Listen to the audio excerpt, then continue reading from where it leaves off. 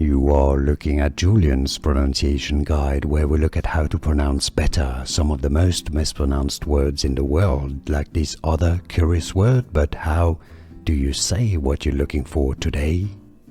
We are looking at how to pronounce the name of this perfume. So in French it's said for reference as Maison Kurkdjian Rouge 540.